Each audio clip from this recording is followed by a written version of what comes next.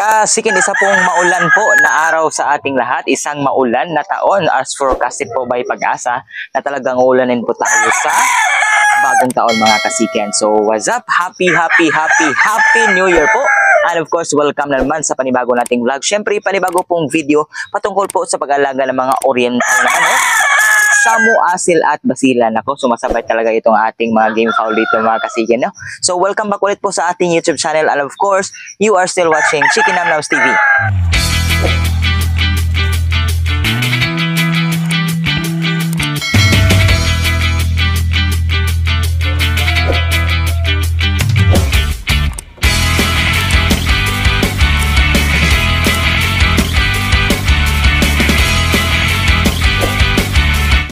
Ayan. So mga kasiken, welcome po ulit po sa ating YouTube channel. And again, for today's video nga po pala mga kasiken, dahil nga bagong taon, syempre bagong simula, kaya umpisahan po natin sa paghanda po ng ating mga breeders po para po sa taong 2025. Kahit po medyo makulimlim po ang ating paligid ngayon, ayan, dahil nga po sa umaambon, still magpapaligo po tayo sa ating mga alaga. Kahit po yung ulan mga kasiken would defeat our purpose sa pagpapaligo. But ito lang po yung natitira nating schedule mga kasiken, sapagkat bukas na bukas, ayan, balik pasukan na. Kaya wala tayong ibang oras, kundi ngayon lang talaga tayo magpapaligo. At bago po natin umpisahan ang ating gawain ngayon mga kasiken, shout out nga pala mga kasikin sa ating solid subscriber, supporter na Sir Robert Nista Marley from Zambales na again, last year pa nung ating mga previous vlog pa, tagang patuloy na sumusuporta sa mga ibay. Shout out sa you sir, and happy farming, and hopefully makapag-produce ka na ng maraming sisiw dyan. And also ang ating viewer at supporter rin na patuloy po talagang sumusubaybay sa bawat upload natin, Sir Halil Sultan from Bata Raza, Palawan. Shout out sa you sir, and God bless. So kung saan man sulok kayo na mundo mga kasiken, mga silent viewer natin dyan, ayan, mag-ingat kayo palagi. Okay, so ngayon nga po pala mga kasiken, ay meron lang ako ipapasilip sa inyo. So merong isang inahin dito na isang native.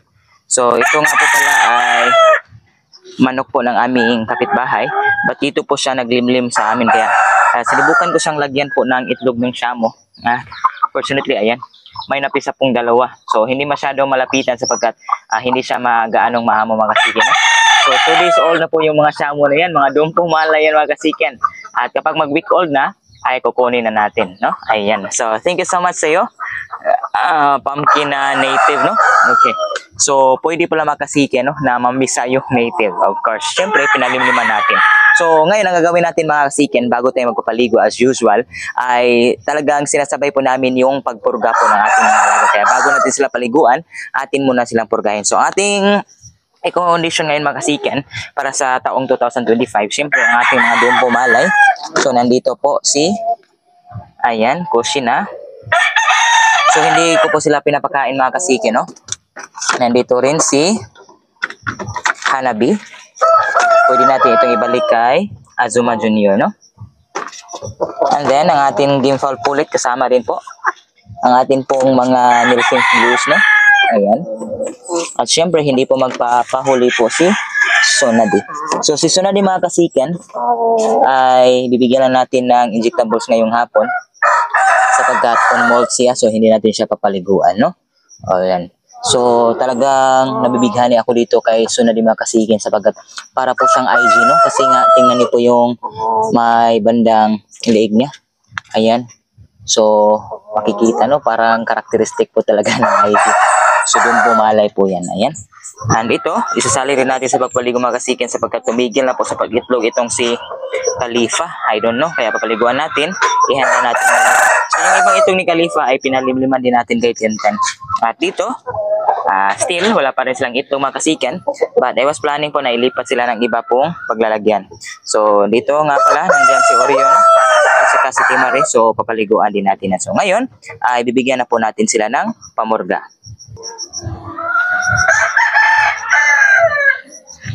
So bali ang pamurga natin ginagamit mga kasiken, ito pa rin hammer sapagkat hindi na po tayo nagkaroon ng oras po para kumuha pa ng mga betel nut. So medyo malayo rin kasi. So hintay-hintay lang tayo po sa bunga ng ating mga betel nut na tinanim at yun na po yung gagamitin natin. So ito po yung mukha ng hammer mga kasiken. So unahin po natin dito si Orion. Ayan. ilagay lang natin kasi medyo mabigat din. And ayan. So, nagbibigay kami ng purga mga kasikin bago paliguan sapagkat yung purga po ay mabilis pong matunaw.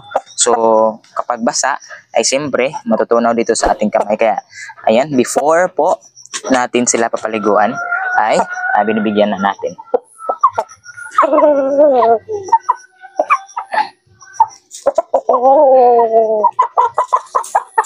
Okay. Next po ay si Timari. So, kung tutuloy po yung buyer natin from Tarlac mga kasikan, so ang ating subscriber din. So, sa tingin ko ay papunta po ito sa kanya. Kaya, good thing na rin, i-condition na lang din natin.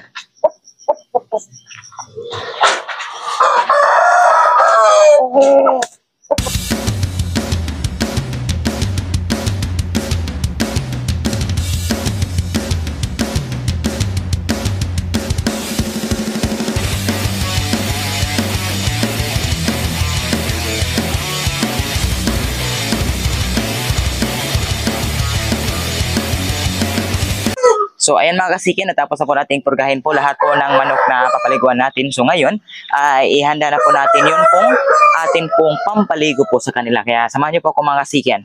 Ayan, so kasikin, nandito na tayo at ihanda na po natin po yung pampaligo po natin sa ating mga alaga. So, bali, meron nga pala tayo dito nakahandang tubig mga kasikin. No? So, nilagyan ko na po ng chlorine sapagkat rainwater po yung gagamitin natin. Mulan po kasi kagabi, ayan, save na po tayo sa patubig. So, ito lang gagamitin natin. So, nilagyan natin ng chlorine pang antibacterial flushing po sa water natin, no? Para, ayan, wala pong bakterya. Dito rin, so, dalawa po pala yung ginagamit natin, no? Na pampaligo sapagkat, ayan, medyo marami po yung papaliguan natin. So, it's our first time po na gagamit ng Zeromite sapagkat naubusan po sila ng, nung una nating ginagamit talaga, no, na pang wash out, no, na shampoo. Then, hindi po mawawala itong Simbos po. So, ang Simbos nga po pala mga kasikin ay mabili po sa Agrivet. At ito ay para po sa halaman, no, insecticides po ito. At ito po yung ihalo namin dito sa ating pong Zeromite sapagkat proven very effective po. So, talagang namamatay po lahat po ng mga kuto, mga lisa, mga bunhok po sa ating mga alagang mga hanip, no? At finishing touch po natin ito mga kasikin, no? Sapirowel po ang tawag dito sa amin. Ano, Sapirowel. But ayan po, no, bareta po na sabon, okay? Siyempre mga kasikin, kapag kayo po ay nagpapaligo po ng mga manok, siguro niyo pong hindi pa po kayo nakapagdigo ng inyong sarili sapagkat maya-maya po ay sobrang dami po talagang gagapang po sa atin dahil po sa, ayun nga, mga hanip po ng ating mga alaga. Kaya, let's do mga kasikin. So, kasikin, ihalo lang natin ang Zeromite, no, sa tubig. Ayan natin. Ano yung una? Next. Pangalawa.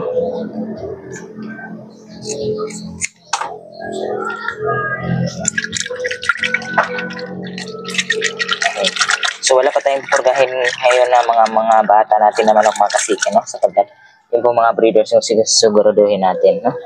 At ito po yung mukha po ng Simbos mga kasikin, no? So, lagyan natin hanggang sa mamuti po yung kulay po ng tubig. Ayan. So, wala pong side effect to mga kasikin sa mga alaga, no?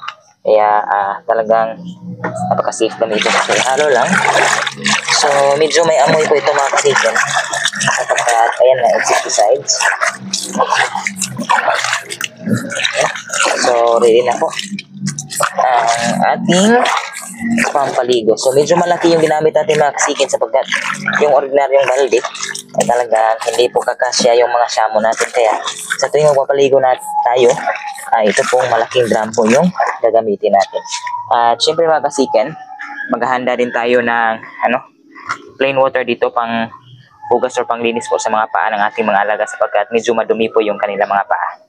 So mga kasikin, ready na po ang ating pampaligo at ngayon isa-isahin na po natin kunin po yung ating mga alaga. So pinakauna natin gawin mga kasikin ay linisan muna natin dito yung paa niya para hindi po yung mga dumi po ay hindi po doon sa ating pampaligo kasi medyo marami pa sila, no? Okay, so medyo dirty po yung paa. Okay. Para lang din yung maliligo sila sa swimming pool, no? Merong shower muna. Ayan, and of course, ito po. So kapag nagpaligo tayo mga kasiken, hawakan po natin yung paa sapagkat kung hindi hawakan ay talagang magiging malikot po sila. At yan. So usually po, ang duration para nagpapaligo ay nasa 10 to 15 minutes po. Talagang binababad namin sila sa tubig mga kasiken para sure po tayo na mamatay talaga lahat po ng kuto nila. No? So hindi rin talaga maiwasan mga kasiken na talaga po may mga manok tayong ayaw po lang magpaligo. No? Sapagkat yung iba is natural lang po talaga yung pinapaligo. No? Yung sun bathing lang po talaga. Ayan.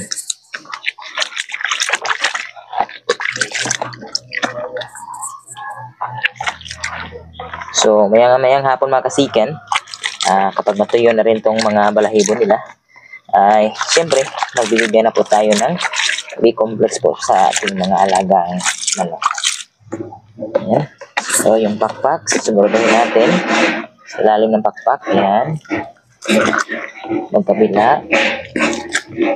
Dito rin sa may dibdib, bahagi, sa may pitan, sa may buntot. Ayan, hihimasin natin ng oxygen. So, talagang take time po tayo sa pagpapaligo. No? Ayan. So, talagang matangkat po ito siya na may oxygen. No? Ayan. So,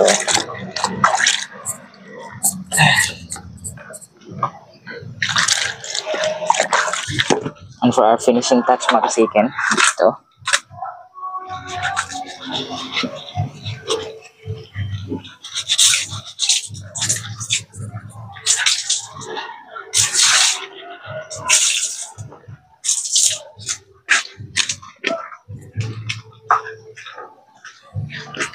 And so ito po yung finishing touch natin. So hindi natin kukunin yung sabon para ayan, talaga pong patay po lahat ng kuto, no, na natira.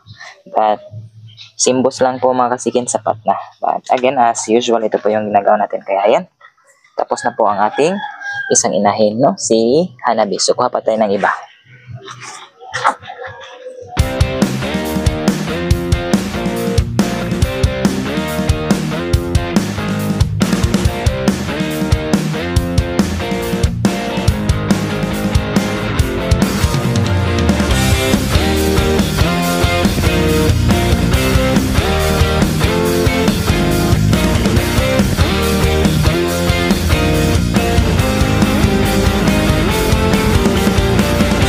So mga kasikin, tapos na po pala tayo magpaligo, no? At ito na po. Ayan, nanginginig po sa ginaw. So ito po yung ating asil, oh. Okay. So yung iba mga kasikin ay nandito sa kulungan. So si Tagoro mga kasikin at saka si Khalifa ay dito ko muna inilagay temporarily, no? Ayan, kasi kung green pins nila ay makakaputik na naman, no? Ayan. Okay, at syempre, iba natin inahin. Ayan, paliguan na natin, no? So, ayan. At even yung iba pa namin mga game fowl ay sinalihin pa namin. Ayan. Nandyan po mga kasikin. Okay. So, medyo mataas yung oras na ginugol natin sa pagbaligo mga kasikin sapagkat mga around 15 heads po yung niligo natin, no? Sobrang tagal at medyo makati na po yung balat natin, especially itong mukha natin. So sa tingin ko ay marami na po talagang gumagapang sa atin. So mga kasiken, hanggang dito na lang po ang aming video. Marami pong salamat sa patuloy po na pagsubaybay po sa aming YouTube channel at especially sa mga video namin. Alright? Kung saan ka man naroon, mag-iingat ka palagi mga kasiken. So this would be only the part 1 po at mag-upload po kami sa part 2 po sa paghahanda po ng aming mga alaga. Yun na pong pagbibigay namin ng B-complex at pagpapatak po ng oxyrid po sa kanilang mga mata para iwas bulati na rin yung mga mata nila. Hanggang dito na mga kasiken. See you po when I see you. God bless!